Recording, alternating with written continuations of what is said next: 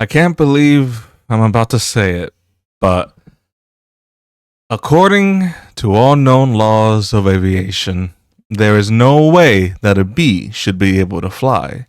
Its wings are too small to get its fat little body off the ground. The bee, of course, flies anyway, because bees don't care what humans think is impossible. Cut to Barry's room, where he's picking out what to wear. Yellow, black, yellow, black, yellow, black. Oh, black and yellow. Yeah, let's shake it up a little. Barry uses honey from a dispenser to style his hair, rinse his mouth, and then applies it to his armpits. Calling from downstairs, his mom. Barry, breakfast! Coming! Oh, hang on a second. Hello? Barry! Adam? Can you believe that this is happening? I can't believe it. I'll pick you up. Looking sharp. Barry, why don't you use the stairs? Your father paid good money for those. Sorry, I'm excited. Here's the graduate. We're proud of you, son. And a perfect report card. All B's. Very proud. Ma, I got a thing going here. You got some lint on your fuzz. Ow, that's me. Wave to us. We'll be in row 1800. Bye. Barry flies off. Barry, I told you to stop flying in the house. Barry drives his car to pick up his classmate, Adams. Adams outside his house, reading the Hive Today newspaper. The front page headline reads, Frisbee hits Hive. Internet down, B. I heard the sound, then whammo. Hey, Adam. Hey, Barry. Is that fuzz gel? A little. It's a special day. Finally graduating. Never thought I'd make it. Yeah, 3 days of grade school, 3 days of high school. Those were so awkward. 3 days of college. I'm glad I took off 1 day in the middle just to get hitchhiked around the hive. You did come back different. A bee calls out as they drive past. Hi, Barry. Hey, Artie, growing a mustache. Looks good. Hey, did you hear about Frankie? Yeah. You going to his funeral? No, I'm not going to his funeral. Everybody knows you sting someone, you die. You don't waste it on a squirrel. He was such a hothead. Yeah, I guess he could have just gotten out the way. They make various noises. The car goes up and down some hills and does a loop on the road. Whoa! Whoa! I love this, incorporating an amusement park right in our regular day. I guess that's why we don't need vacations. They arrive and fly and take in they fly in and take their seats. Boy, quite a bit of pump under the circumstances. Well, Adam, today we are men. We are P-men. Amen. Hallelujah. Ah! Students, facility, distinguished bees, please welcome Dean Buswell. Dean Buswell walks onto the stage and taps the microphone. Welcome, new Hive City graduates of 9:15, and that concludes our graduation ceremonies. Students cheer, throw their caps in the air, yeah! And begins your career at Honex Industries. Are we gonna pick our jobs today? I heard it's just orientation. Huh? Whoa! Heads up! Here we go. The stands for the Winger University. The stands for Winger University. The students are sitting on begin converting into tram seating. Wow. A female announcer. Keep your hands and antennas inside the tram at all times. She flies down to go to the tram as it starts moving and repeats it in Spanish. Mantenga sus manos y antenas dentro de trabina en todo momento. Yo, I'm Spanish. I couldn't read that. I wonder what it's going to be like. A little scary. He and Barry mimic shivering and making scared noises. Trudy, the Honex tour guide. Welcome to Honex, a division of Hunsco and part of the Hexagon Group. This is it. Wow. The tram moves into the factory floor. Wow. We know that you, as a bee, have worked your whole life to get to this point where you can work for your whole life. Honey begins when our valiant pollen jockeys bring the nectar to the hive. Our top secret formula is automatically color corrected, scent adjusted, and bubble contoured into this soothing sweet syrup with this distinct golden glow you know as honey! The tour guide grabs a beaker of honey as they drive by and tosses it to the group, which bounces it around towards the back. That girl was hot. She's my cousin. She is? Yes, we're all cousins. Right, you're right. At Hunex, we also continuously strive to improve every aspect of bee existence. These bees are stress testing a new helmet technology behind a display window.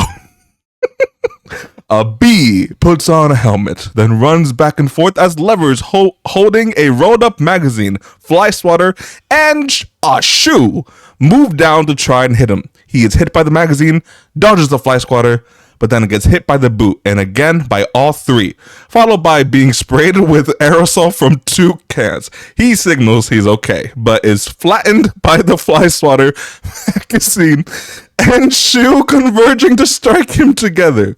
He signals he's still okay by poking his arm up through the hole of the fly swatter, giving another thumbs up. The tram riders applaud. Woo! Oh, what do you think he makes? Not enough. And here we have our latest advancement, the Krellman. Wow, what does that do? Catches a little strand of honey that hangs out after you pour it. Saves us millions. A Kremlin worker waves and Adam waves back. Can anyone work on the Kremlin? Of course, most bee jobs are small ones, but bees know that every small job, if it's done well, means a lot. But choose carefully because you'll stay in the job that you pick for the rest of your life. The same job for the rest of your life? I didn't know that. What's the difference? Huh? And you'll be happy to know that bees as a species haven't had one day off in 27 million years. Woo! So you'll just work us to death? We'll sure try. Everyone laughs while Barry looks uncomfortable. The tram converts into a boat that flows down a log fume style ramp with honey in it, then converts back into a wheeled tram at the end. With the tour over, Adam and Barry head home. Adam jumps with excitement. Wow, that blew my mind. What's the difference, Adam? How could you say that? One job forever? That's an insane choice to have to make. Well, I'm relieved. Now we can only have to make one decision in life. But Adam, how could they have never have told us that? Barry, why would you question anything? We're bees. We're the most perfectly functioning society on Earth. A filling station attendant yells at a bee for putting the honey nozzle into his own mouth. Yeah, but Adam, did you ever think that maybe things work a little too well around here? Like what? Give me one example. Both stop in the middle of an intersection. The traffic adjusts to drive around them. I don't know, but you know what I'm talking about. Announcer over the speaker. Please clear the gate. Royal Nectar Force on approach. Royal Nectar Force on approach. Wait a second. Check it out. Hey, those are pollen jockeys. Wow.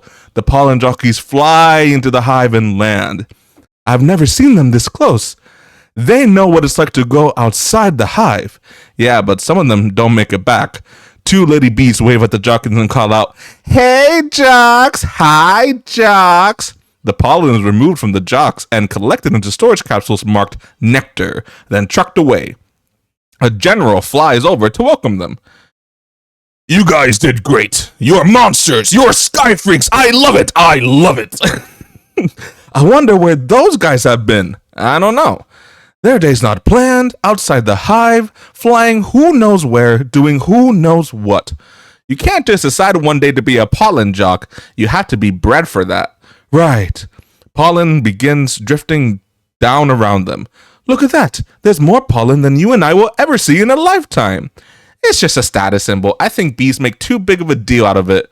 Perhaps, unless you're wearing it and the ladies see you wearing it. The same 2 ladies giggle at being talked about Barry. Those ladies, aren't they our cousins too? Distant. The 3 pollen jockeys observe them. Jackson, look at those 2. Splits. Couple of hive Harrys. Let's have some fun with them. It must be so dangerous being a pollen jock. Oh yeah, one time I had a bear. A bear had me pinned up against a mushroom. He had one paw on my throat, and with the other, he was slapping me back and forth across the face. Oh my! I never thought I'd knock him out. And what were you gonna do? What were you doing through? Oh, to Adam. Excuse me. To Adam. And what were you doing? What were you doing during all of this? Holy. Obviously, I was trying to alert the authorities. I can autograph that if you want. A little gusty out there today, wasn't it, comrades? Yeah, gusty. Yeah, we're gonna hit a sunflower patch about 6 miles from here tomorrow. 6 miles, huh? Barry, it's a puddle jump for us, but maybe if you're not up for it, maybe I am. No, you're not. We're going 0900 at J Gate. Whoa. What do you think, Buzzy Boy? Are you B enough? I might be. It all depends on what 0900 means. Later, back at home that night, Barry's on the balcony looking out the hive. Hey, Hunnex! Oh, Dad.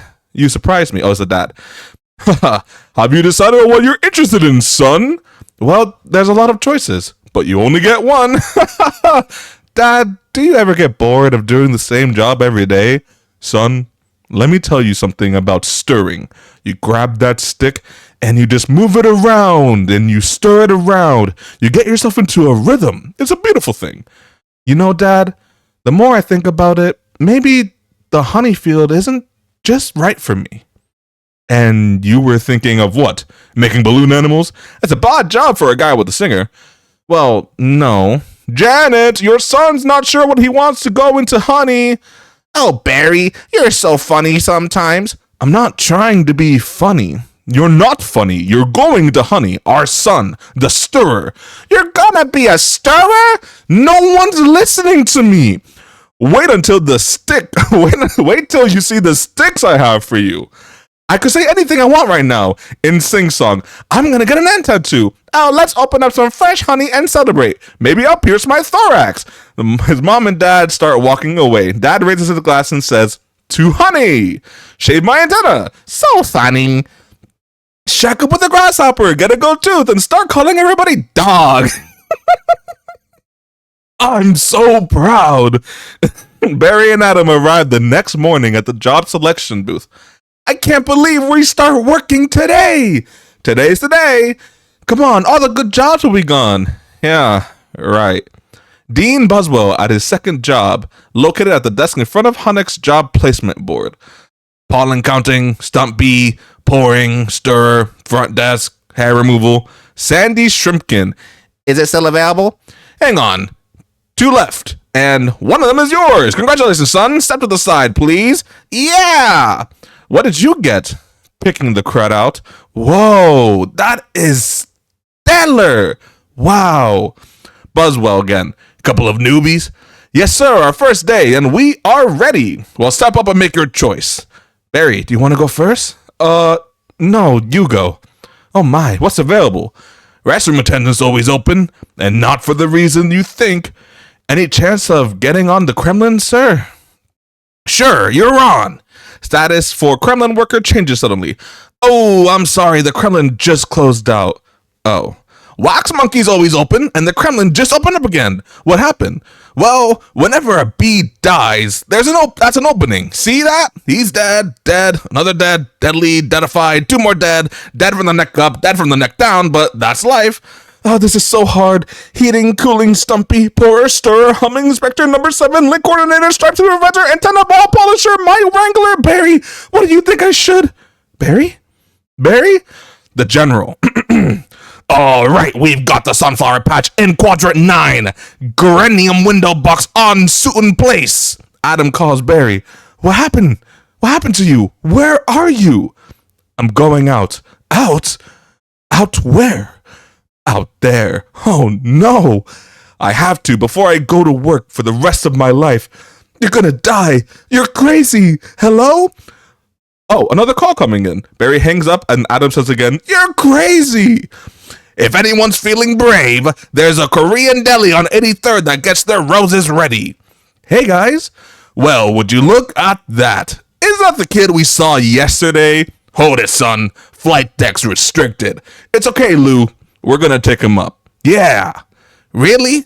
Feeling lucky, are you? Flight Crew B holds clipboard for Barry. Sign here. Here. Just understood that. Thank you. Okay, you got a rain advisory today, and as you know, bees cannot fly in the rain, so be careful. As always, watch your brooms, honey sticks, dogs, birds, bears, and bats. Also, I got a couple reports of root beer being poured on us. Murphy's in a home because of it, just babbling like a cicada. That's awful. And a reminder for all you rookies, bee law number 1, absolutely no talking to humans, alright? Launch positions! The pollen junkie began chanting buzz, buzz, buzz, buzz, over and over as they changed positions. Black and yellow. All jocks respond, hello. You're ready for this hot shot? Yeah, bring it on. The pollen jockeys begin calling out their flight preparations. Wind, check. Antenna, check. Nectar pack, check. Wings, check. Stinger, check. Get out of my shorts, check. Okay, ladies, let's move out. Pound those petunias. You striped stem suckers, all of you. Drain those flowers. They all depart. Wow, I'm out. I can't believe I'm out. So blue. Whoa, ho, ho. I feel so fast and free. They fly amidst a bunch of colorful kites, and Barry flies through one. Box kite. Wow. Whoa. They fly through a field of flowers. Flowers. This is Blue Leader. We have Rose's visual, bringing in around 30 degrees and hold. Roses. 30 degrees. Roger, bring it around. The squadron lands. The jocks fire their nectar packs in long tubes, inject into flowers and suck up the nectar. Stand aside, kid. It's got a bit of a kick. Oh, that one's a nectar collector. You ever seen pollination up close? No, sir. I pick up some pollen here, sprinkle it over there, maybe a dash over there, a pinch on that one. See that? It's a little bit of magic, ain't it? Wow, that's amazing. Why do we do that? That's pollen power, kid. More pollen, more flowers. More nectar, more honey for us. Cool. The squadron flies over a pond. Barry sees his reflection in the water, reenacting the hippogriff scene from Harry Potter, which itself was a shot-for-shot reenactment of the eagle scene from The Rescuers Down Under? Wait, what? I actually had no idea. Okay, wow. Wow, that's news to me. Cool, fun fact. I'm picking up a lot of bright yellow. Could be daisies. Don't we need those? Copy, that's the visual. Hold on! One of those flowers seem to be on the move. Say again? Are you reporting a moving flower? Affirmative. The 3 bees land to check out the objects, which turns out to be tennis balls. Ken in the distance. That was... Wait, no. This is Ken. This is the guy voiced by Patrick. That was on the line. That is not a good impression. This is the coolest. What is it? I don't know, but I'm loving this color. It smells good. Not like a flower, but I like it. Yeah, fuzzy. Chemically. Careful, guys. It's a little grabby. Barry lands on one of the objects and hungs it. My sweet lord of bees! Hey, Candy Brain, get off there! Problem! A woman picks up the tennis ball and is stuck and walks back to the serving line. Guys, this could be bad. Affirmative. As the woman bounces the ball a couple times, Barry's stuck to it and says on each bounce, very close, gonna hurt, mama's little boy. You're way out of position, rookie! Barry screams as the woman hits the ball. Coming in at you like a missile! In slow motion. Help me! You know, I don't think those are flowers. Should we tell him? I think he knows. What is this? Match point! You can start packing up, honey, because I believe you're about to eat it! Jackson clears his throat, distracting Ken, causing Ken to hit the ball, sending it high into the air and into the streets. What? Oh no, you can't be serious! Yowzer! Barry gets stuck in the engine compartment of a passing car into the engine before escaping through a hole and into the car's air conditioning system, where he sees a dead bug on the filter. Ew, gross. A woman in the car turns on the air conditioner, blowing Barry in the car's cabin when she sees him. There's a bee in the car! She screams at Barry, and Barry screams at her. Everyone except the young girl screams back to her husband, do something! I'm driving! I've had this experience before. Hi, bee! He's back here! He's gonna sting me! Nobody move! If you don't move, he won't sting you. Freeze! Everybody stay still, including Barry, who hovers in the same spot. He blinked! She gets out a can of hairspray and sprays it on Barry. Spray him, Granny! What are you doing? Barry escapes out the roof vent.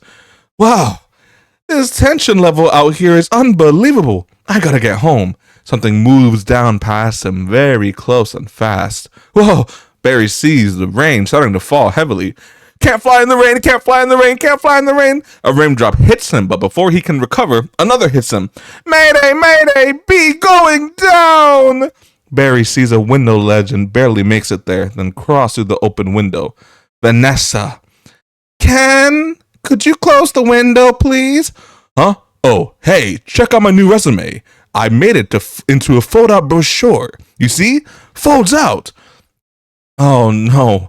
More humans. I don't need this. He tries to fly out the window, but bounces off of it. Oh, ow, what was that? Maybe this time. This drapes. That is diabolical. Showing off the resume. It's fantastic. It's got all my skills, even my top 10 favorite movies. What's your number one? Star Wars? Nah, I don't go for that. Mimics laser firing. Pew pew kind of stuff. No wonder we're not supposed to talk to them. They're out of their minds. Well, when I walk out of the job interview, they're flabbergasted. They can't believe the things I say. There's the sun. Maybe that's the way out. Barry flies towards the light near the ceiling. I don't remember the sun having a big 75 on it. Bounces off of it and starts falling, landing in a bowl of chip dip. I gotta tell ya, I predicted global warming. I could feel it I could feel it getting hotter. At first, I thought it was just me. Andy scoops up some of the dip with tortilla chip, including Barry, and brings it to his mouth. Wait! Stop! B. Kill it! Kill it! Grab something to kill it. Stand back. These are winter boots. Wait! Don't kill him. You know I'm allergic to them. This thing could kill me. Well, why does his life have any less value than yours? Vanessa places a glass over Barry. Oh, I think that meant to say a glass. What does his life have to... Why does his life have any less value than mine? Is that your statement? I'm just saying all life has value. You don't know what he's capable of feeling. Vanessa rips Ken's resume in half and slides it under the glass. My brochure! She carries the glass with Barry inside over to the window and releases him, all while maintaining an adamant eye contact. There you go, little guy. I'm not scared of him, but yeah, it's an allergic thing. Hey, why don't you put that on your resume brochure? It's not funny. My whole face could puff up. And make it one of your special skills. You know, knocking someone out is also a special skill. Later, as the rain stops and the sun comes back out. Right. Bye, Vanessa. Thanks. Vanessa, next week, yogurt night? Yeah, sure, Ken. You know, whatever. You could put carob chips in it. Carob? Or that meant to say carrot? Who would put any chips in yogurt? Excuse me? Okay. Bye. The last of her guests have left. She shuts the door and begins cleanup. I gotta say something. She saved my life. I've gotta say something. All right, here it goes. Barry flies back into her house through the almost closed window and stops in front of a can of Bumblebee Chunk Light Tuna as Vanessa walks by, stopping right in line with the mascot. He starts to walk away and looks back, says, huh, and turns back around to look at the mascot, then says, nah, as he dismisses the picture and continues walking. Barry resumes flying and lands on a postcard from Coney Island tapped to the refrigerator, again in a position where Vanessa doesn't notice him. What do I say? I could really get in trouble. It's B law. You're not supposed to talk to a human. I can't believe I'm doing this. I've got to. Oh, I can't do it. Come on. No, yes, do it. I can't. How should I start? You like jazz? No, that's not good. Here she comes. Speak, you fool. Hi? Vanessa gasps and drops the dishes. I'm sorry. How are you talking? Yes, I know. You're talking. I know. I'm sorry. No, it's okay. It's just, I'm dreaming, but I don't recall going to bed. Well, this is very disconcerting. Disconcerting? Okay.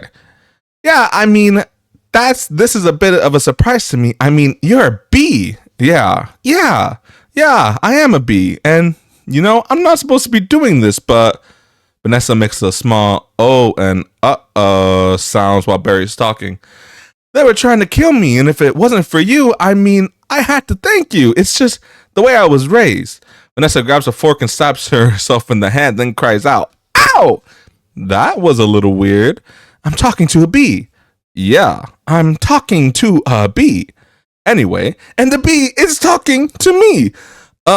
I just want to say I'm grateful, and I'm going to leave now. Wait. How did you learn to do that? What? The talking thing. Oh, the same way you did, I guess? Mama, dada, honey, you pick it up. That's very funny. Yeah, bees are funny. If we didn't laugh, we'd cry out with what we'd have to deal with. Anyway, can I, get you something? Like what? I don't know. I mean, I don't know, coffee? Well, I don't want to put you out unless you're making it anyways. Oh, it's no trouble at all. It only takes like 2 minutes. Really? It's just coffee. I hate to impose. Don't be ridiculous. Actually, I would love a cup. Hey, would you like a little rum cake? I really shouldn't. Have a little rum cake. No, I can't. Oh, come on. I'm just trying to lose a couple micrograms here. Where? Well, these stripes don't help. You look great. I don't know if you know anything about fashion. Vanessa walks away and begins pouring coffee onto the floor, a coffee cup in her other hand. Are you all right? No. Fade to Vanessa and Barry on the roof terrace, talking and having a coffee. He's making the tie in the cab as they're flying up Madison. So he finally gets there, He runs up and steps into the church the wedding is on, yeah? And then he says, "Watermelon? I thought you said guatemelon.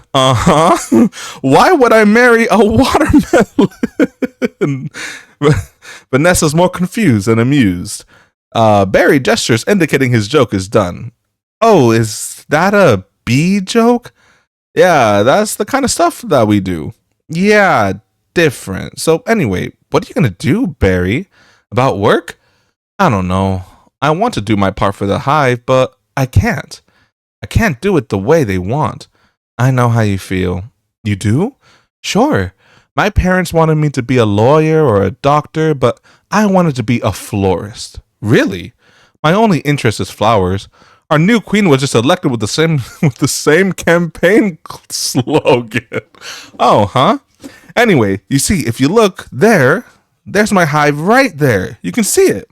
Oh, you're in Sheep Meadow. Yes, you know the turtle pond? Yes. I'm right off that.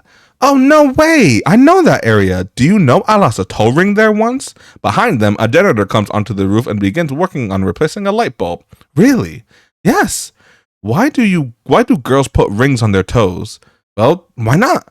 I don't know. It's like putting a hat on your knee. Maybe I'll try that. You all right, ma'am? Realizing how it must look, talking to herself. Oh yeah, fine. Just having 2 cups of coffee. Vanessa and Barry share a little quiet time. She glances aside and catches him staring smittenly. Actual line from the official audio description on Netflix. Oh, brother. Anyway, this has been great. Thanks for coffee. Oh yeah, it's no trouble. So I couldn't finish it. If I did, I'd be up for the rest of my life. Are you? Can I take a piece of this with me? Sure.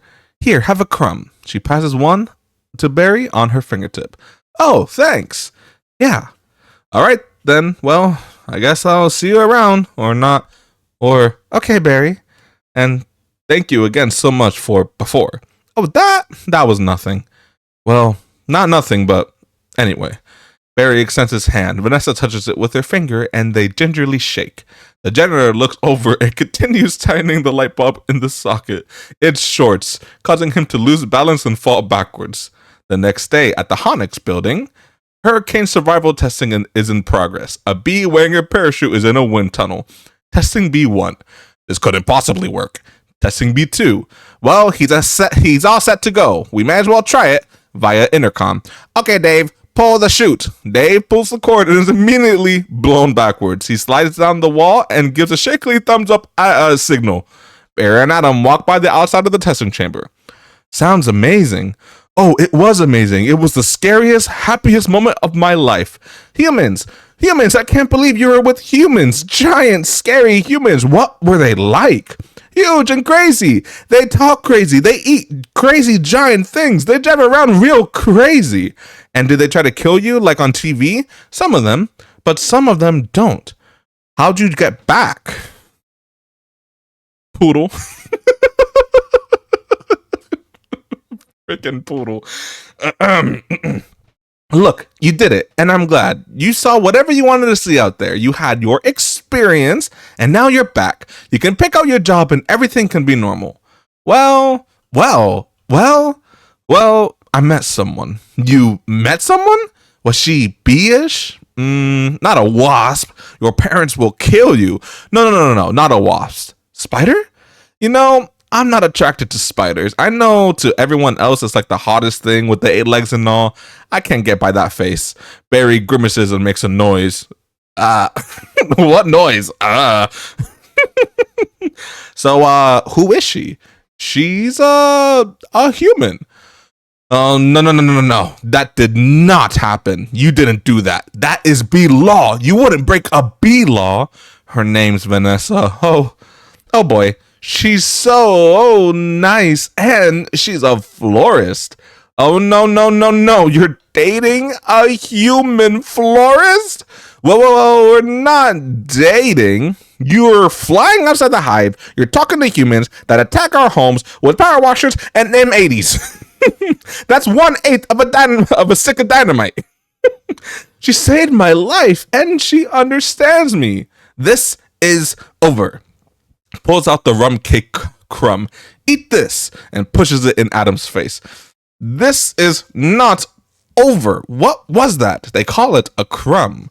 That was so stinging stripy. And that's not even what they eat. That's just what I lost my place. That's just what falls off what they eat. Do you know what a Cinnabon is? No, it's bread. Come in here. Opens the door to the office where he works and guides Barry inside. And cinnamon. Be quiet. And frosting. And they heat it up. Sit down. Really hot. Listen to me. We are not them. We're us. They're us, and there's them. Yes, but who can deny the heat that is the heart. Who can deny the heart that is yearning? There is no yearning. Stop yearning. Listen to me. You've got to start thinking like a bee, my friend. Another bee joins in. Thinking bee. Another joins in. Thinking bee. All bees in the office began chanting. Thinking bee. Thinking bee. Thinking bee. Outside his house, Barry sits unwrapped in his family's hexagon-shaped honey pool, legs dangling into the honey. Mom and Dad approach, wearing cabana-type outfits, sun shining behind them. There he is. He's in the pool. You know what your problem is, Barry? I've got to start thinking bee.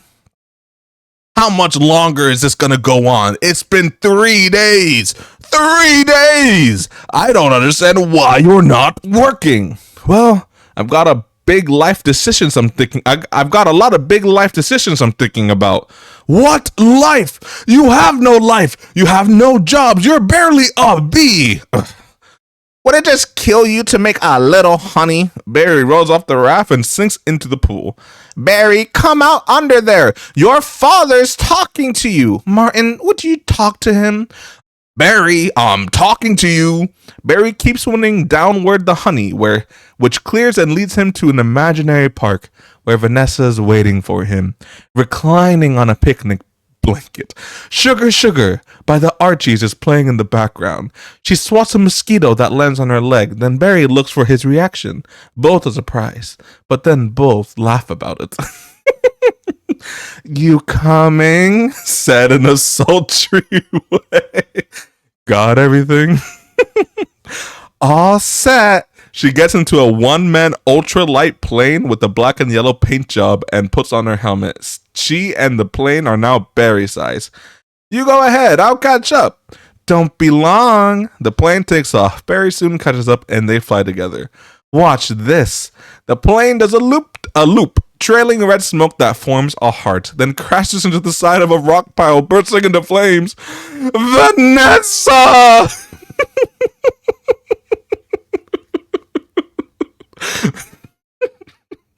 Barry breaks the surface of the pool, gasping for air. We're still here, Barry. I told you not to yell at him. He doesn't respond when you yell at him. Then what? Then why are you yelling at me? Because you don't listen. I'm not listening to this. Barry dries himself and puts on his sweater. Sorry, Mom. I've got to go. Where are you going? Nowhere. I'm meeting a friend. A girl? Is that why you can't decide? Bye. I just hope she's B-ish. Vanessa exits her florist shop, flipping the sign over and locking the door. Barry sees the Tournament of Roses parade poster. So they have a huge parade of just flowers every year in Pasadena? Oh, to be in the Tournament of Roses, that's every florist's dream. Up on a float, surrounded by flowers, crowds cheering. Wow, a tournament. Do the Roses actually compete in athletic events? No. All right, I've got one. How come you don't fly everywhere? It's exhausting. Why don't you run everywhere? Isn't that faster? Yeah, okay. I see. All right, your turn. TiVo. You can just freeze live TV? That's insane. What? You don't have anything like that? We have HIVO, but it's a disease. It's a horrible, horrible disease. Oh my. They turn a corner onto a busier street. People start swatting at Barry. Dumb bees. You must just want to sting all those jerks. Well, we really try not to sting. It's usually fatal for us. So you don't have to watch your temper? They enter a supermarket. Oh, yeah, very carefully. You kick a wall, take a walk, write an angry letter, and throw it out. You walk in through you work it through like any emotion. Anger, jealousy, under his breath, lust. Yo, God. Barry, stop. Barry lands on cardboard boxes in the aisle. A stock boy hits him with a rolled up advertisement. Oh my goodness, are you okay? Yeah, phew, to Hector, the stock boy. What is wrong with you? It's a bug. Well, he's not bothering anybody. Get out of here, you creep. She slaps him with the advertisement as he leaves, muttering. Shakes off the hit. Barry shakes off the hit. What was that? A pick and save circular? Yeah, it was. How did you know? It feels about 10 pages. 75% is pretty much our limit.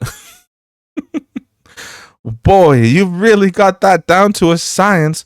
Oh, we have to. I lost a cousin to Italian Vogue. I'll bet. He stops when he sees the rows of honey jars. What in the name of mighty Hercules is this? How did this get here? Cute Bee? Golden Blossom? Ray Lolita Private Select? Is he that actor? I've never heard of him. Why is this here? 4 people. We eat it. Why? He gestures around the market. You don't have enough food of your own? Well, yes, how do you even get it? Well, bees make it. I know who makes it, and it's hard to make it. There's heating and cooling and stirring. You need a whole Kremlin thing. It's organic. It's organic. It's just honey, Barry. Just what? Bees don't know about this. This is stealing. A lot of stealing. You've taken our homes, our schools, our hospitals. This is all we have. And it's on sale? I'm going to get to the bottom of this, and I'm going to get to the bottom of all of this. Barry rips off the label of a jar from a jar of Ray Liotta Private Select Honey. Later, Barry's infiltrating. Oh, infiltrating. I can't read. Oh, brother. Barry's infiltrating the supermarket loading dock by covering up his yellow stripes with a magic marker and putting on war paint. Hector's opening more boxes of honey jars. Hey, Hector, you almost done? Almost. Barry steps in some honey. Hector stops and turns. Here it is. I sense it. He grabs the box cutter as Barry hides. Barry hides behind a box again, talking loud to the open room as he opens a jar of honey from a box. Well, I guess I'll go home now, and I'll just leave this nice honey out with no one around. Pretends to walk away. Barry steps out into the light. You're busted, box boy. Aha! I knew I heard something, so you can talk. Barry flies at him, stinger first, backing him against the wall. Hector drops the knife. Oh, I can talk, and now you're gonna start talking. Where are you getting all the sweet stuff? Who's your supplier? I don't know what you're talking about. I thought we were all friends. The last thing we want to do is upset any of you bees. Hector grabs a pushpin and begins fencing. Barry begins fencing with his stinger. You're too late. It's ours now. You, sir, have crossed the wrong sword. You, sir, are about to be lunch for my iguana, Ignacio.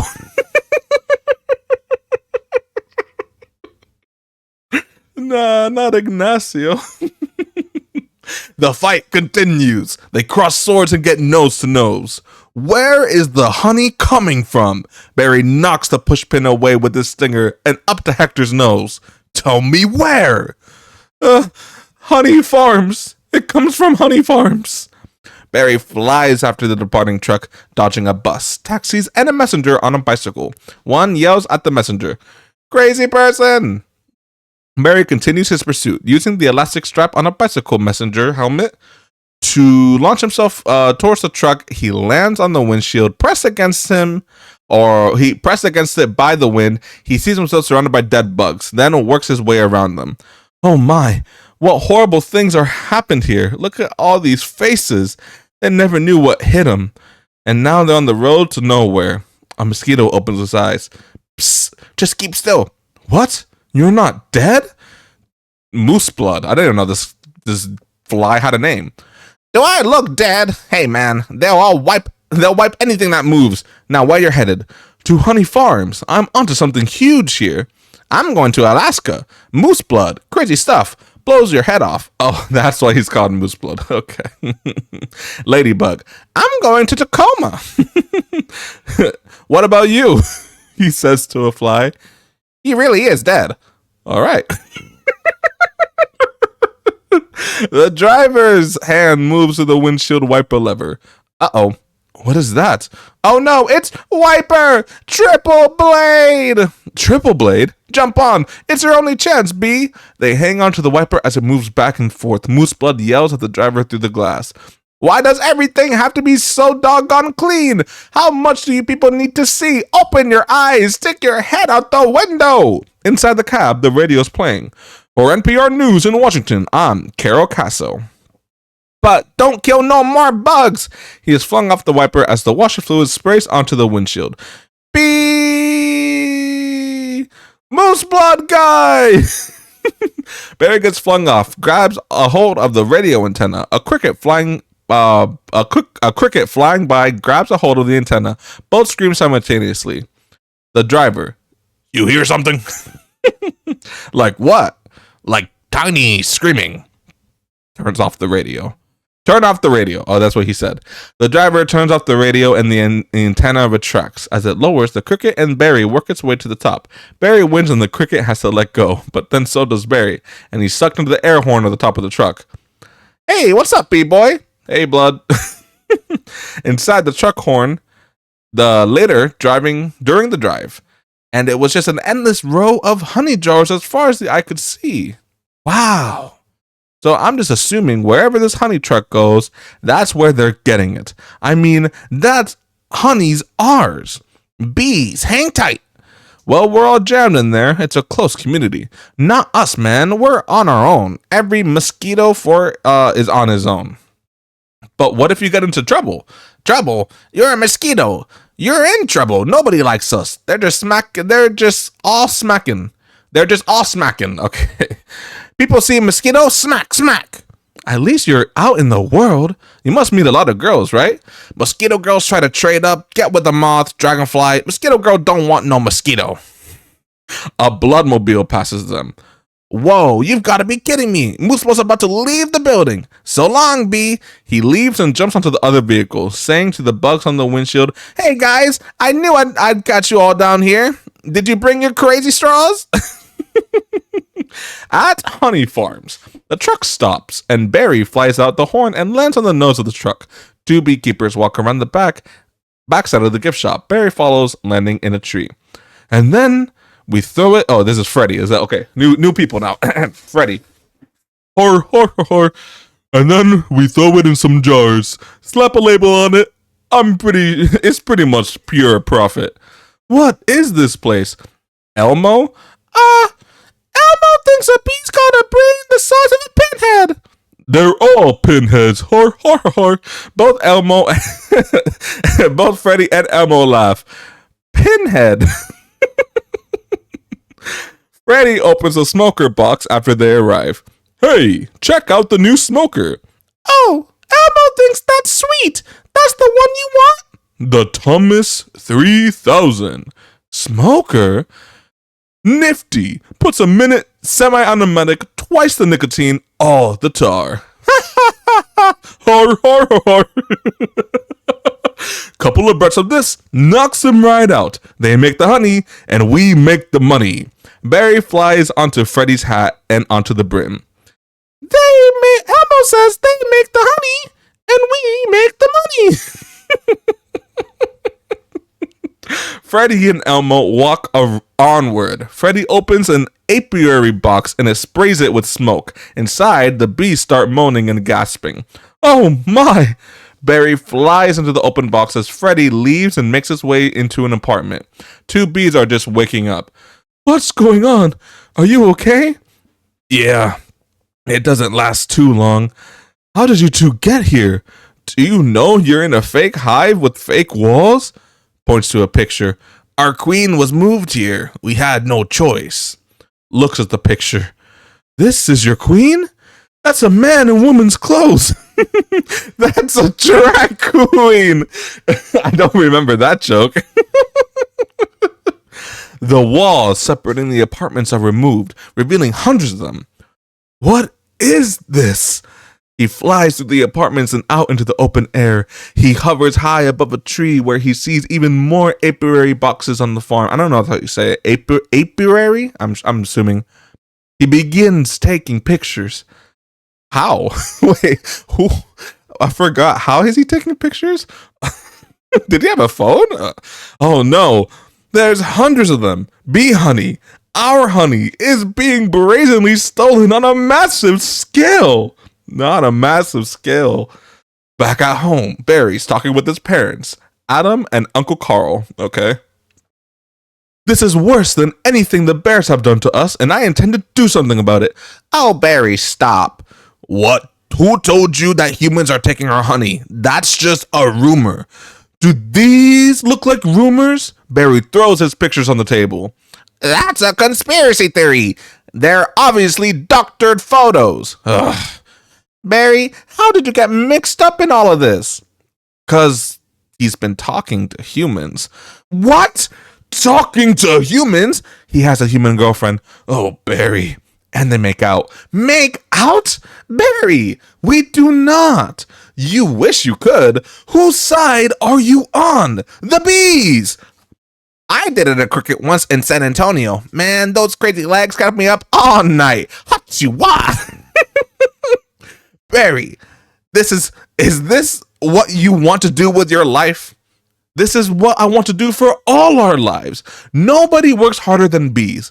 Dad, I remember you coming home some night so overworked your hands were still stirring. You couldn't stop them. Ugh. To her husband, I remember that. What right do they have to our hard-earned honey? We're living on 2 cups a year. They're putting a lid in lip balm for no reason whatsoever. Oh, they're putting it in lip balm. Okay. They're putting it in lip balm for no reason whatsoever. Even if it's true, Barry, what could one bee do? You idiot. That's not in the script.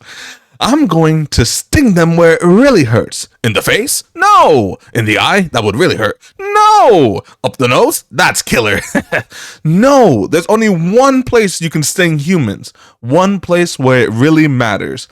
Metro News by Warner Chappell Production Music begins playing. The scene cuts to a title sequence of Hive at 5 program. The title sequence shows news events covered in the past. A pollen jockey coming in for a crash landing with a stinger that's on fire. A protest about bee beards and a bear destroying a hive. Next are the newscasters. Announcer. Hive at 5, the Hive's only full-hour action news source. No more bee beards. Wow, with a Bob Bumble at the anchor desk. Weather with Storm Stinger. Sports with Buzz Larvey and Jeanette Chung. Good evening. I'm Bob Bumble. And I'm Jeanette Chung. Our top story, a Tri-County bee, Barry Benson, is saying he intends to sue the human race for stealing our honey, packaging it, and profiting from it illegally. The broadcast shifts to another studio in the building for Larry King Live. Okay. Oh gosh, how does Larry King speak? He's old, right? Don't forget. Tomorrow night on B. Larry King, we're gonna have 3 former queens all right here in our studio, discussing their new book, Classy Ladies, out this week on Hexagon. To Barry, tonight we're talking with Barry Benson. Did you ever think I'm just a kid from the Hive, I can't do this? Larry, bees have never been afraid to change the world. I mean, what about B. Columbus, B. Gandhi, B. Jesus? Well, where I'm from, you wouldn't think of suing humans. We were thinking more like stickball, candy stores. How old are you? Well, I want you to know that the entire bee community is supporting you in this case, which is certain to be the trial of the bee century. Thank you, Larry. You know, they have a Larry King in the human world too. It's a common name. Next week on B. Larry King. No, I mean, he looks like you, and he has a show with suspenders on and a different colored dots behind him. Next week on B. Larry King. Old guy, glasses, there's quotes along the bottom for the guests you're watching, even though you never heard of them. Bear next week. They're scary, they're hairy, and they're here live. Always leans forward, pointy shoulders, squinty eyes, very Jewish. Nighttime at Vanessa's flower shop. Law books and legal forms are piled up. Look, in tennis, you attack at the point of weakness. But it was my grandmother, Ken. She's 81. Huh. Honey, her backhand is a joke. I'm not going to take advantage of that, bro. She's 81. Quiet, please. Actual work going on here. Is that the same bee? Yes, it is. I'm helping him sue the human race. What? Barry enters the room, sees Ken. Oh, hello. Hello, bee. This is Ken.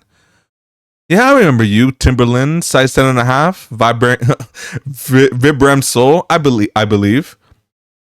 Why does he talk again, hun? Listen, you better go because we're really busy working. But it's our yogurt night! She pushes him out the door. Oh, bye-bye. Why is yogurt night so difficult? Oh, you poor thing. You two have been at this for hours. Yes, and Adam's been a huge help. Adam is asleep inside an empty cinnamon box covered in frosting and muttering in his sleep about it. Frosting. Cinnamon. How many sugars for this coffee? Just one. I try not to use the competition. Oh, I try not to use the competition. Oh, so why are you helping me anyways? Bees have good qualities.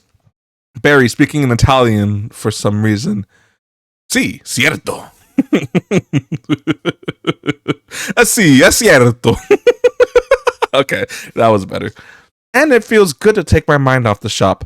I don't know why. Instead of flowers, people are giving bouquets now. Yeah, those are great if you're 3. And artificial flowers.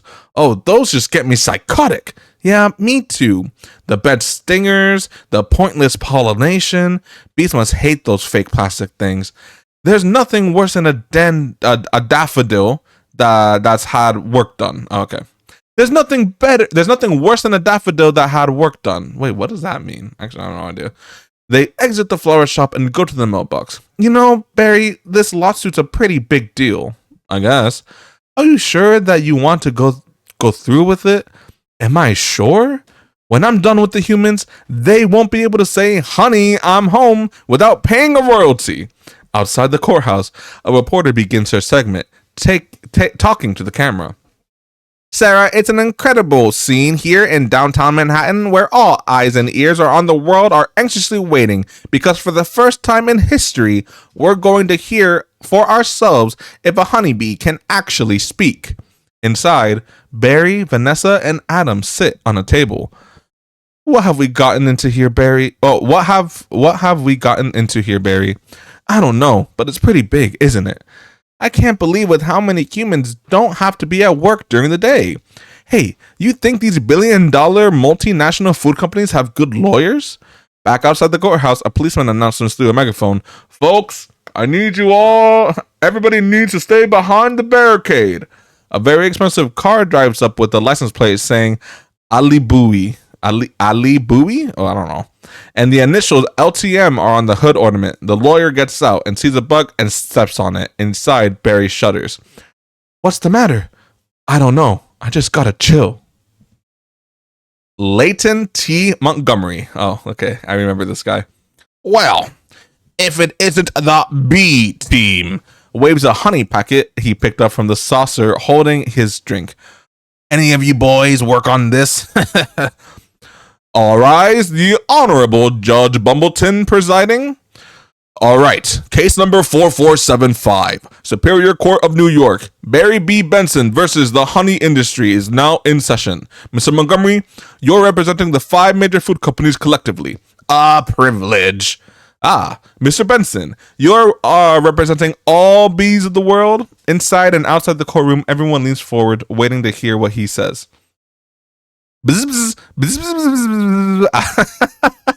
I'm kidding. Yes, Your Honor, we are ready to proceed. And Mr. Montgomery, your opening statement, please.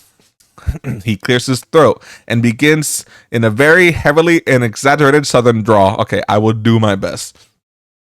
Ladies and gentlemen of the jury, my grandmother was a simple woman. Born on a farm, she believed it was a man's divine right to benefit from the bounty of nature God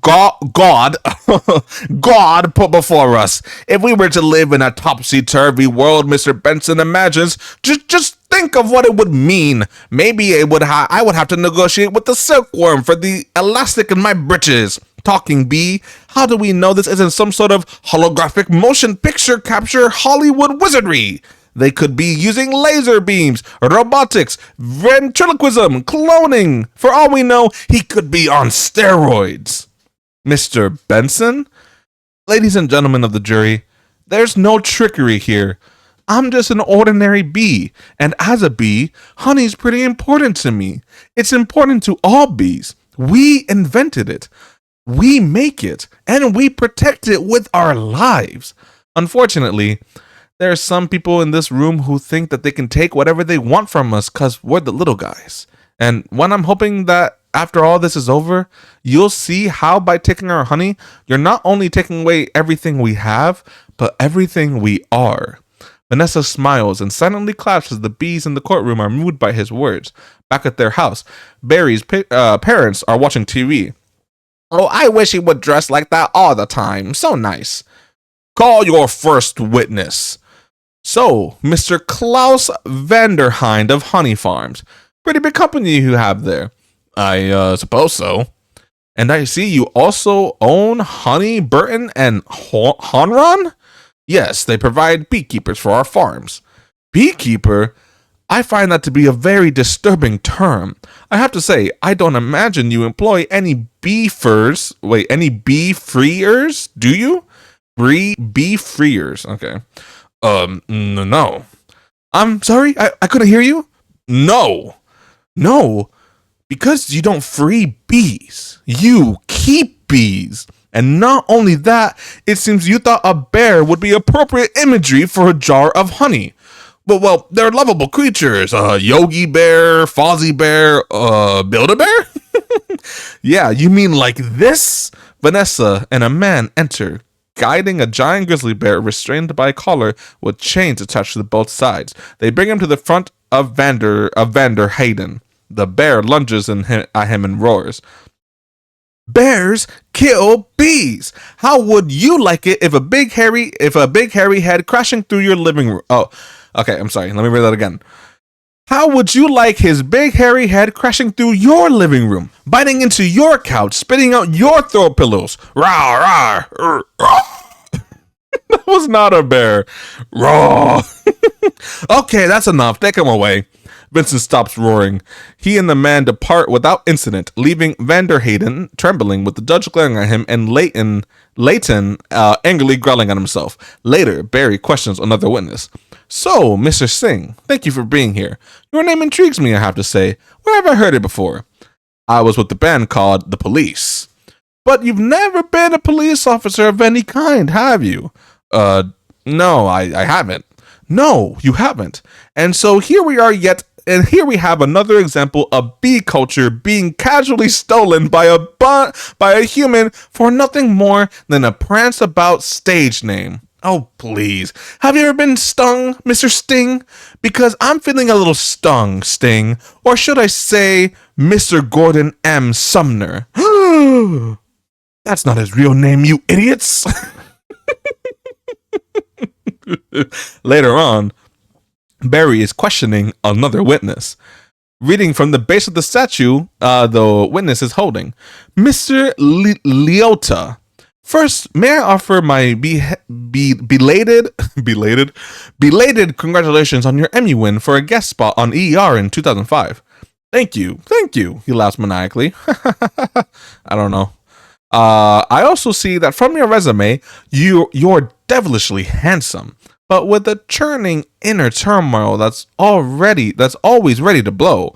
I enjoy what I do. Is that a crime? Not yet, it isn't. But is this what has come to blah, blah. But is this what has come to you for? Oh Jesus. Okay. Not yet, it isn't. But is this what has come to you for? Holy, what has come? Let me sound it out. But is this what's it's come to you for? I can't read it. Mr. Leota, I don't know. Exploding tiny helpless bees so you don't have to rehearse your parts and learn your lines, sir? Watch it, Benson. I could blow right now. This isn't good, fella. This is bad, fella. Suddenly upset, he tries to smash Barry with his Emmy statue. Why doesn't someone just step on this little creep and we can all go home? You're all thinking it. Say it. Order. Order in the courtroom. Order, I say. Mr. Leota, please sit down. The reaction from the press is harsh. The headline on the news telegrams has Sue B, and the New York Post reads Bees to Humans, Buzz Off. And the Daily Variety reports Studio dumps Leota project, slams door on all lawful entry too. And that evening, in Vanessa's apartment, well, I think that was awfully nice of that bear to pitch in like that. I'm telling you, I think the jury's on our side. Are we doing everything right? Legally? I'm a florist. Right. He raises his glass. Well, here's to a great team. Here's to a great team. Both Toast and Ken enter the apartment. I'm gonna take a drink. Oh, I needed that. Oh, yeah. Okay. Ken, very passive-aggressively. Well, hello. Oh, Ken. Hello. I didn't think you were coming. No, I was just late. I tried to call, but the battery. I didn't want all this to go to waste, so I called Barry. Luckily, he was free. Yeah, very sarcastically. Oh, that was lucky. Well, there's still a little left. I could heat it up. Yeah, heat it up, sure. Whatever. Ken glares at Barry as Barry cuts his food. So I hear you're quite a tennis player. I'm not much for the game myself. I find the ball a little grabby. That's where I usually sit. Right there. Ken, Barry was looking at your resume and he agreed with me that eating with chopstick isn't really a special skill. You think I don't see what you're doing? Hey, look, I know how hard it is to find a job right now. We certainly have that in common. Do we? Well, bees have 100% employment, of course, but we do jobs like taking the crud out. That's just what I was thinking about doing. Ken reaches for a knife as he pushes it onto the table. He bends down to pick it up from the kitchen. Ken, I let Barry borrow your razor for his fuzz. I hope that was alright. Ken hits his head on the table as he straightens back up, then presses the apple cider bottle against his temple to soothe it. I'm going to drain the old stinger. Yeah, you do that. Barry flies a couple of loops in front of Ken as he heads to the bathroom, causing Ken to shake his bottle of cider in his eyes. Barry grabs a small section of Variety magazine and he goes. Ken slaps his head, accidentally hitting his bruise. Huh, would you look at that? Tears off a small corner of Variety magazine and he goes in. As Barry finishes up, he washes his hands. Ken enters carrying a large magazine. You know, I just about had it with your little mind games. What's that? Italian Vogue. He curls the magazine tight. Mamma mia, that's a lot of pages. It has a lot of ads. Remember what Van said? Why is your life any more valuable than mine? That's funny. I just can't seem to recall that. He whacks Barry with the magazine. He misses and knocks everything off the vanity. He grabs a can of air freshener. I think something stinks in here. He sprays at Barry. I love the smell of flowers. Yeah? Well, how do you like the smell of flames? He lights the stream. Not as much. Barry flies in a circle. Ken tries to stay with him, spins in place. There are flames outside the bathroom door. Ken slips on the Italian Vogue and falls backwards onto the shower, pulling down the shower curtain. The can hits him in the head, followed by a shower curtain rod and then a rubber duck. Ken reaches back, grabs the handheld shower head. He whips it around, looking for Barry. There's a water bug near the drain. Water bug! Not taking sides. I don't remember the water bug. Barry is on the toilet. He comes out from behind a shampoo bottle wearing a chapstick cap as a helmet. Ken, look at me. I'm wearing a chapstick hat. This is pathetic. Ken is turning the hand to the shower nozzle. Gentle to turbo to lethal. I've got issues. Ken fires the water at Barry, knocking him into the toilet. The items from the vanity emery board, lipsticks, eye curler, etc. are all on the toilet seat. Ken looks down at Barry. Well. A royal flush. You're bluffing. Am I? Ken flushes the toilet handle. Barry screams and starts circling the drain. He reaches out and grabs the emery board and starts riding it like a surfboard. Barry steals the wave out the toilet and splashes Ken in the face. Surf's up, dude. Ew, poo water. Woohoo! Landing on the toilet seat. That bowl is gnarly. Except for all those dirty yellow rings. Ken picks up his toilet brush and prepares to swing it down on Barry. Vanessa bursts in through the doors and interrupts. Kenneth! What are you doing? You know what? I don't even like honey. I don't eat it. We need to talk. He's just a little bee, and he happens to be the nicest bee I've met in a long time. Long time? What are you talking about? Are there other bugs in your life? No, but there are other things bugging me in life, and you're one of them. Fine, talk to bees. No yogurt night. My nerves are fried from riding on this emotional roller coaster. Goodbye, Ken. Ah! Whew. Ken exits and re-enters the frame. And for your information, I prefer sugar-free artificial sweeteners made by man. That was him slamming the door. I'm sorry about all that. Ken re-enters again. I know it's got an aftertaste, but I like it. Leaves for the last time. I always felt there was some kind of barrier between Ken and me. I couldn't overcome it. Oh well. Are you going to be okay for the trial tomorrow? Oh, I believe Mr. Montgomery is about out of ideas. We're back in the courtroom. Well, would you like to call Mr. Barry? We would like to call Mr. Barry Benson to the stand. Now that's a good idea. You can really see why he's considered one of the very best lawyers. Yeah. Mr. Gamel, Layton's assistant. Layton, you gotta weave some magic with this jury, or it's gonna be over. Oh, don't worry, Mr. Gamel. The only thing I have to do to turn this jury around is to remind all of them why they don't like bees. Got any tweezers? Are you allergic? Only to losing, son. Only to losing. Mr. Benson B., I'll ask you what I think we'd all like to know. What exactly is your relationship with that woman? He points to Vanessa. We're friends. Good friends? Yes. How good? What? Do you live together? Wait a minute. This isn't about, are you her little bed bug? Hey, that's not kind of, I've seen a bee documentary or two. Now, from what I understand, doesn't your queen give birth to all the bee children in the hive? Yeah, but so those aren't even your real parents. Oh, Barry, yes, they are. Getting increasingly angry. Hold me back. You're you're an illegitimate bee, aren't you, Benson? He's denouncing bees. And don't y'all all date your cousins? Objection! I'm going to pincushion this guy. Adam escapes Vanessa's grabs and flies out Layton. Layton and Gamma wink to each other. Adam, don't do it. Don't. It's what he wants. Adam sinks his stinger into Layton's ample rear, then falls to the floor. Again, actual audio description from Netflix. Thank you for letting me know that is an actual audio description from Netflix, because that is too funny. Oh, brother, I remember this part. Hold on. I gotta sell this. The best performance of my life right here.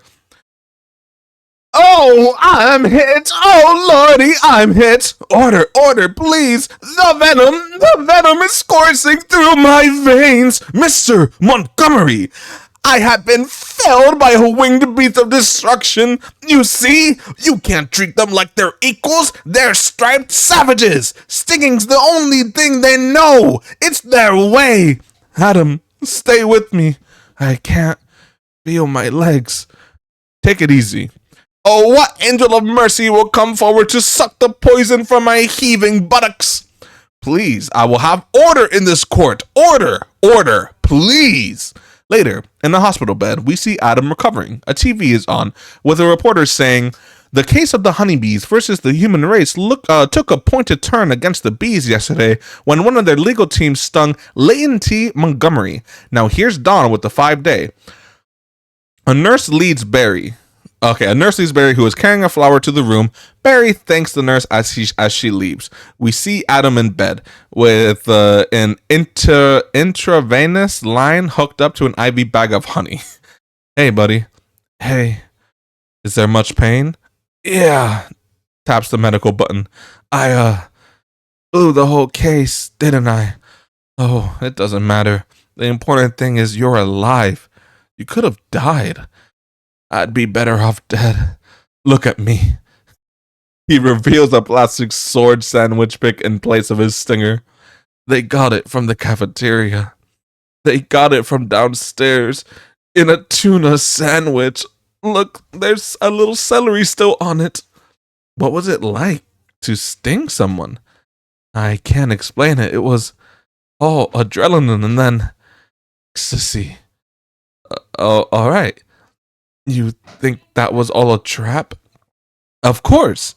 I'm sorry. I flew us right into this. What were we thinking? Look at us. We're just a couple bugs in this world. What do you think the humans will do to us if they win? I don't know. I hear they put roaches in motels. That doesn't sound so bad. Adam, they checked in, but they don't check out. Oh my. Smoke wafts in and Adam begins coughing. Say, could you get a nurse to close that window? Why? The smoke. Bees don't like smoke. Right. Bees don't smoke. How's a realization? Bees don't smoke. But some bees are smoking. Adam, that's it. That's our case. Is it not over? No. Get up, get dressed. I've got to go somewhere. You get back to the court and stall. Stall any way you can. Back at the court, Adam holds an origami boat. And assuming you've done step 29 correctly and you're ready for the tub, everyone in the courtroom has folded their origami boat. Mr. Flyman, yes, Your Honor? Where is the rest of your team? Well, Your Honor, it's interesting. You know, bees are trained to fly kind of haphazardly, and as a result, quite often don't make very good time. I actually once heard a pretty funny story about a bee. Layton's rolling forward on a giant baby walker with a neck brace on. Your Honor, haven't these ridiculous bugs taken up enough of the court's valuable time? How much longer are we going to allow these absurd shenanigans to go on? They have presented no compelling evidence to support their charges against my clients, who have all run perfectly legitimate businesses. I move for a complete dismissal of this entire case. Mr. Flyman, I'm afraid I'm going to have to consider Mr. Montgomery's motion. But you can't. We have a terrific case. Where is your proof? Where is your evidence? Show me the smoking gun. Barry's busting through the courtroom doors. Hold it, Your Honor. You want a smoking gun?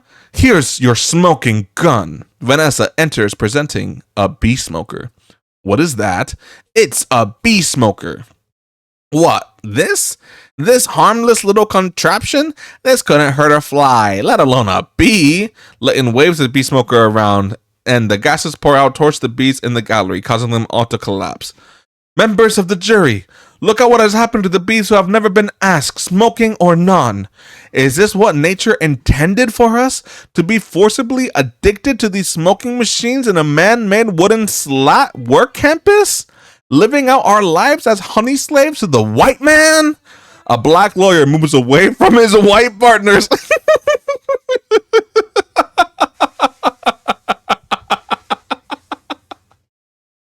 Oh, I love that gag. I remember that from watching the movie. Oh, geez. What are we gonna do? He's playing the species card. Ladies and gentlemen, please free these bees. Everyone in the courtroom starts chanting, free the bees, free the bees, free the bees, free the bees. I'm okay, Vanessa. Do you know what this means? Oh, I skipped a part. Oh yeah, I skipped a lot. Holy, okay. The court finds in favor of the bees.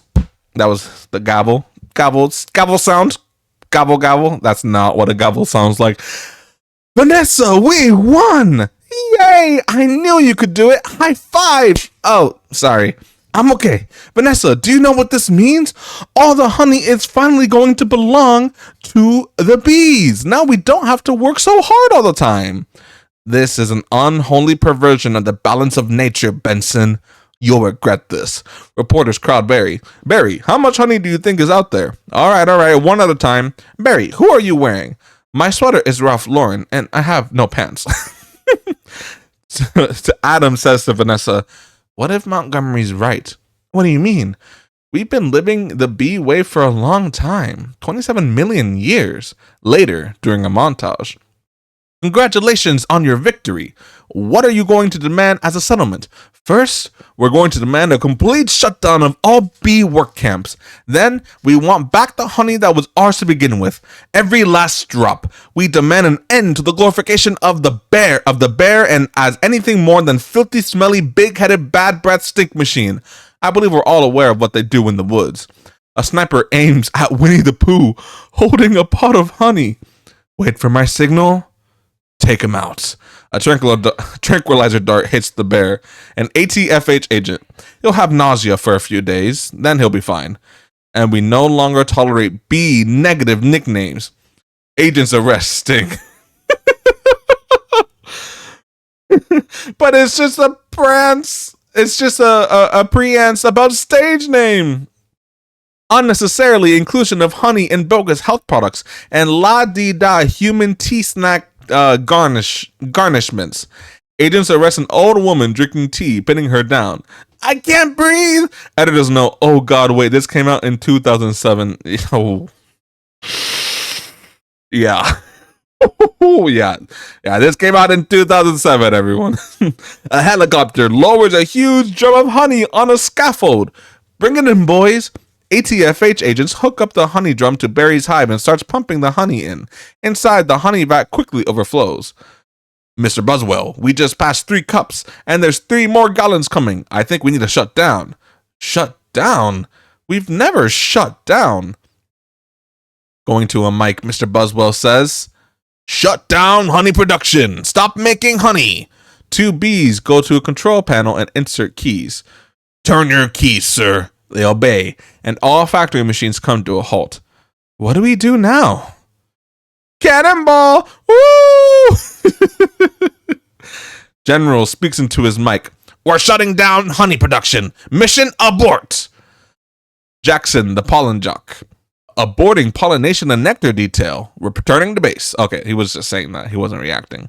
Back at the hive, all the bees are lounging around, sunning themselves. The factory is deserted. Cut to outside. Flowers in the park wither away. Time-lapse shows the grass, flowers, and trees in the park turn gray and dead. At her shop, Vanessa scrawls, no more flowers, no more Fortnite. On a sign on the door. Back at the factory, Barry runs up a flight of stairs to an office suite where Adam is packing a box of belongings. Adam, you wouldn't believe how much honey was out there. Oh yeah? What's going on around here? Where is everybody? Are they out celebrating? No, they're just home. They don't know what to do. They're laying out. They're sleeping. They're sleeping in. I heard your Uncle Carl was on his way to San Antonio with a cricket. At least we got our honey back. Yeah, but I sometimes think, what if the humans liked our honey? Who wouldn't? It's the greatest thing in the world. I was excited to be part of making it. This was my new desk. This was my new job. I wanted to do it really well, and now I can't. Adam places the box in a storage area, then leaves. Barry, now alone, looks around at the desolate factory. Later, he visits Vanessa. I don't understand why they're not happy. We have so much now. I thought their lives would be better. They're doing nothing. It's amazing. Honey really changes people. You don't have any idea what's going on, do you? What did you want to show me? This. She brings him to the dying rooftop garden. What happened here? This is not half of it. She points him towards the park full of dying plants and trees. Oh no. Oh my. They're all wilting. Doesn't look very good, does it? No. And whose fault do you think that is? You know, I'm going to guess bees. Bees? Specifically me. I guess I didn't think that bees not needing to make honey would affect all these other things. And it's not just flowers, fruits, vegetables. They all need bees. Well, that's our whole SAT test right there. So you take away the produce that affects the entire animal kingdom, and then of course the human species. So if there's no more pollination, it could all just go south here, couldn't it? And I know this is also partly my fault. Both sigh. How about a pact? How would we do it? I'll sting you, you step on me. That just kills you twice. Right. Listen, Barry. Sorry, but I gotta get going.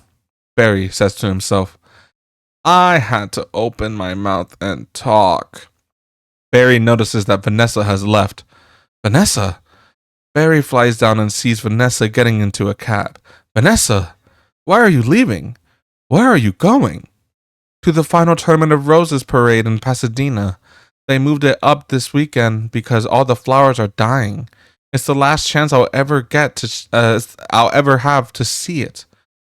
Vanessa, I just want to say, I'm sorry. I never meant it to turn out like this. I know. Me neither. The taxi drives away. The Tournament of Roses. Roses can't do sports. Wait a minute. Roses. Roses? Roses! Vanessa! Barry flies off and drives and catches up to the taxi. He knocks on the window. Barry? Roses are flowers! Yes, they are. Flowers, bees, pollen! I know. That's why this is the last parade. Maybe not. Could you ask him to slow down? Could you slow down? The taxi stops and Barry flies in, falling in the change box. Barry! Okay, I made a huge mistake. This is a total disaster and it's all my fault. Yes, it kind of is. I ruined the planet and I wanted to help you with your flower shop. Instead, I've made it worse. Actually, it's completely closed down. I thought maybe you were I thought maybe you were remodeling. Nonetheless, I have another idea, and it's greater than all my previous great ideas combined. I don't want to hear it. All right, here's what I'm thinking. They have the roses. The roses have pollen. I know every bee, plant, and flower bud in this park.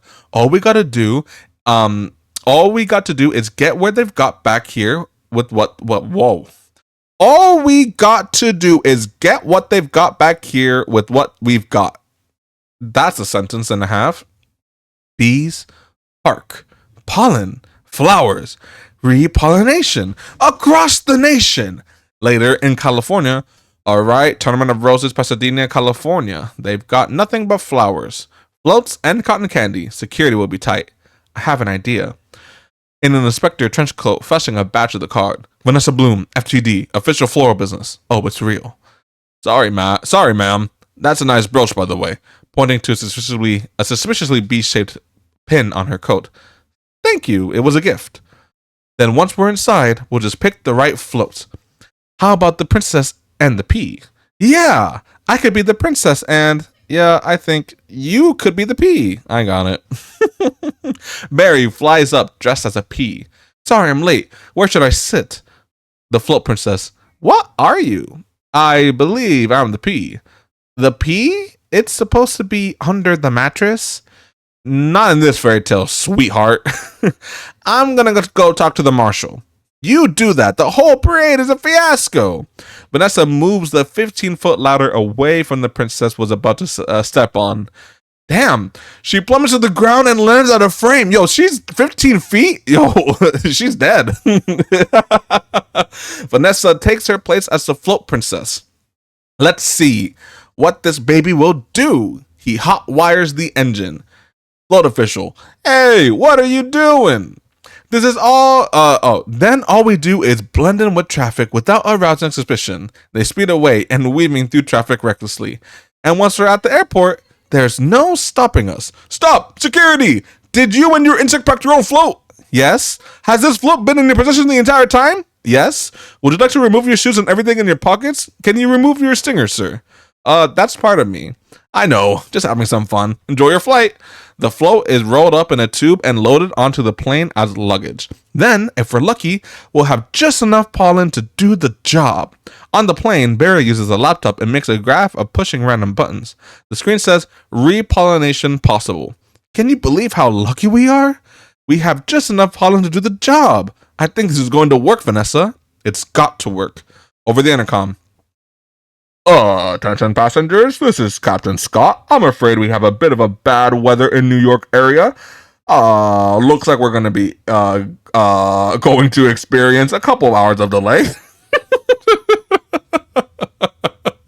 Barry, these are cut flowers with no water. They'll never make it. I've got to get up there and talk to those guys. Be careful. Knocking on the cabin door. Hey, can somebody help me with this Sky Mall magazine? I'd like to order the talking inflatable noose and nose and ear hair trimmer. The flight attendant opens the door and Barry sneaks past by blending in with the black and yellow striped caution sign. Excuse me, Captain, I'm in a real situation here. What'd you say, Hal? Oh, I didn't say anything. Bee! No, don't freak out. There's a chance my entire species. The pilot grabs a handheld vacuum cleaner, turns it on, and lunges it at Barry around the head of his co-pilot. What are you doing? The vacuum sucks up the co-pilot's toupee, jamming it. Uh-oh. Landing on the co-pilot's head. Wait a minute, I'm an attorney. Who's an attorney? Don't move. The pilot swings and hits the co-pilot in the head, knocking him unconscious. His head falls out on a button, deploying a life raft that inflates rapidly into the captain, knocking him out too. Oh, Barry.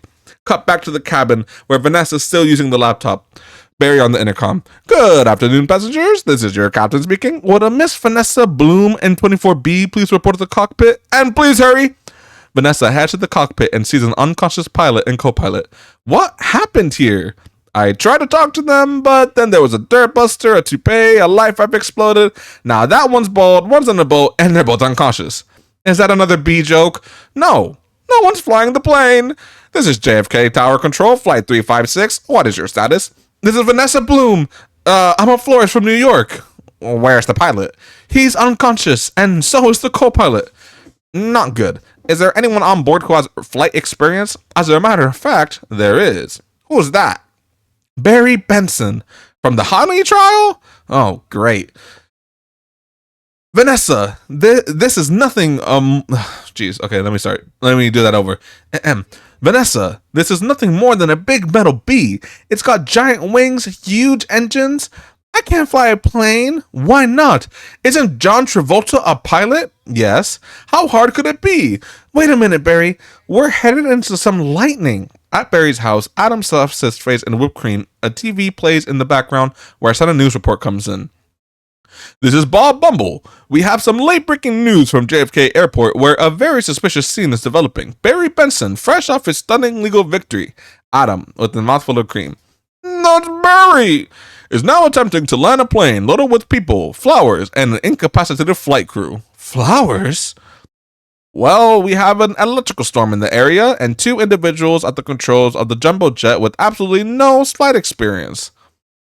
Just a minute, Mr. Dishwater. Dishwater? Okay. There's a honey on that plane. I'm quite familiar with Mr. Benson's work and his no-account compadres. Haven't they done enough damage already? But isn't he your only hope right now? Come on. Technically, a bee shouldn't be able to fly at all. The wings are too small and their bodies are too big. Barry over the radio. Hey, hold on a second. Haven't we heard that a million times? The surface area of the wings and the body mass doesn't make sense. Get this on the air. You got it. Stand by. We're going live. Mr. Dishwater, the way we work may be a mystery to you, but because honey takes a lot of bees doing a lot of small jobs. But let me tell you something about a small job. If you do it really well, then it makes a big difference. More than we realize. To us, to everyone. That's why I want to get the bees back to doing what we do best, working together. That's the bee way. We're not made of jello. We got behind a fellow, black and yellow. All the bees in the hive. Hello! Barry guides Vanessa to fly the plane and according to his movements. Left, right, down, hover. Hover? Forget hover. You know what? This isn't so hard. Beep, beep, beep, beep. She pretends, she beeps the steering column. Suddenly, lightning strikes the plane, frying the controls. Barry, what happened? Wait a minute. I think we're on autopilot the whole time. That may have been helping me. And now we're not. Well, then it turns out I cannot fly a plane. Back at the hive, General Lou assembles his squadron of pollen jocks. All of you, let's get behind this fellow. Move it out. Back on the plane, her only chance is if I do what I would do and you copy me with the wings of the plane. You don't have to yell. I'm not yelling. We happen to be in a lot of trouble here. It's very hard to concentrate with that panicky tone in your voice. It's not a tone. I'm panicking. I don't think I can do this. Vanessa, pull yourself together. Listen to me. You've got to snap out of it. Barry stops Vanessa. You snap out of it. Vanessa stops Barry, which could have killed him. You snap out of it. You snap out of it. You snap out of it. I hope that translates well into the mic. The two continue to slap each other instead of flying the plane, and the plane starts tipping. The bee squadrons emerge from the clouds and get an underside of the plane, supporting its weight on their shoulders. You slap out of it. Snap out of it. You snap out of it. Hold it. Why? Come on, it's my turn. How is the plane flying? I don't know. Hello? Hey, Benson, have you got any flowers for a happy occasion in there? The pollen jocks! They did get behind a fellow, black and yellow. Hello, are you two alright? Alright, you two. What do you say we drop this tin can onto the blacktop? What blacktop? Where? I can't see anything. Can you? No, it's all cloudy. Come on, you gotta think like a bee, Barry. Down on a tarmac, Adam leads a large group of bees chanting "Thinking Bee" and perform synchronized arm movements. Thinking bee, thinking bee, thinking bee, thinking bee. Wait a minute, I think I'm feeling something. What? I don't know, but it's strong, and it's pulling me like a 27 million year old instinct. Bring the nose of the plane down. Thinking bee, thinking bee. Thinking bee, thinking bee. What in the world is on the tarmac? Get some lights on that. Floodlight points to reveal the bees have assembled into a pattern of a giant pulsing black and yellow flower on the tarmac. Vanessa, aim for the flower. Okay. Cut the engines. Cut the engines. We're going in on bee power. Ready, boys? Affirmative. Good. Good. Easy now. That's it. Land on the flower. Ready, boys? Give me full reverse. Spin it around. The plane hovers around a parked plane that has a flower logo. Not that flower, the other flower. Which flower? That flower. I'm aiming at the flower. Editor's note. Wait a minute. Didn't they cut the engines? How is Vanessa steering anything? I don't know. Editor's note. But good point. That's a fat guy in a flowered shirt. I mean the giant black and yellow pulsating made of millions of bees. Pull forward, nose down, bring your tail up, rotate it around. This is insane, Barry. This is the only way I know how to fly. Am I Kachu, or is this plane flying like in an insect-like pattern? Am I cuckoo Kachu? I don't know what that is, actually. Get your nose in there. Don't be afraid. Smell it. Full reverse. Easy. Just drop it. Be a part of it. Aim for the center. Now drop it in. Drop it in, woman! The plane lands safely in the middle of the flower pattern as the bees disperse. Countless flowers empty out the cargo hold. In the cabin, the passengers glance around impatiently as they wait to be let off. Come on already! The bell chimes, and they all spring up and get their luggage. Vanessa descends on an emergency slide. Barry, we did it! You taught me how to fly! Yes, no high five. Right. Barry, it worked out. Did you see the giant flower? What giant flower? Where? Of course I saw the giant flower. That was genius, man. Genius. Thank you. But we're not done yet. Barry flies up to the top of the plane to address the massive throng of bees on the tarmac. Listen, everyone. The runway is covered with the last pollen from the flowers available anywhere on Earth. That means that this is our last chance. We're the only ones who make honey, pollinate flowers, and dress like this. If we're going to survive as a species, this is our moment. So what do you say? Are we going to be bees, or just Museum of Natural History keychains? We're bees! Keychain! Then everyone, follow me! Except keychain. Hold on, Barry. You've earned this. Places a pollen jock jacket on Barry and gives him a helmet with 3 pollen jocks cheer while Vanessa gives him a thumbs up. Yay! I'm a pollen jock. And it's a perfect fit. All I gotta do are the sleeves. The pollen jock tosses Barry a nectar pack. Oh yeah. Barry's mom. That's our Barry! Barry's dad nods, proudly in agreement. The bees begin their task of collecting the pollen as Cheryl's crow, "Here Comes the Sun," starts playing in the background. Then the bees travel with their pollen to the city park. Barry breaks off the pack and dusts the floor. Okay, I'm not doing that anymore. Barry breaks off from the pack and dusts everything outside of Vanessa's flower shop with pollen, instantly rejuvenating them from their former glory. Editor's note, and in case it wasn't obvious, that's not how it works in the slightest. Thanks, editor. I got that. In the park, the pollen jocks begin pollinating the fields with the wake-up pollen, restoring the plant life instantly. Mom, the bees are back! Cut to the inside of the hive. Adam is putting on the finger-shaped Kremlin headgear. If anybody needs to make a call, now's the time. I've got a feeling we'll be working late tonight. The hive factory is once again buzzing with activity. Cut to the flower shop. The sign now reads, Vanessa and Barry, flowers, honey, legal advice. Here's your chance. Here's your change. Have a good afternoon. Yes, can I help? Who's next? Would you like some honey with that? It's bee approved. Don't forget these. Behind the door, the shop is labeled Insects at Law. Barry sits in an office listening to a cow's pleas. Milk, cream, cheese, it's all me. And I don't see a nickel. Sometimes I just feel like a piece of meat. I had no idea. Barry, I'm sorry. Have you got a moment? Would you excuse me? My mosquito associate here would be able to help you. Sorry I'm late. He's a lawyer. He's a lawyer too? Ma'am, I was already a blood-sucking parasite. All I needed was a briefcase. Vanessa says to her customers, have a great afternoon. Barry, I just got this huge tulip order for a wedding, and I can't get them anywhere. No problem. Vanny? No problem, Vanny. Just leave it to me. You're a lifesaver, Barry. Can I help? Who's next? Who's next? All right, scramble jocks. It's time to fly.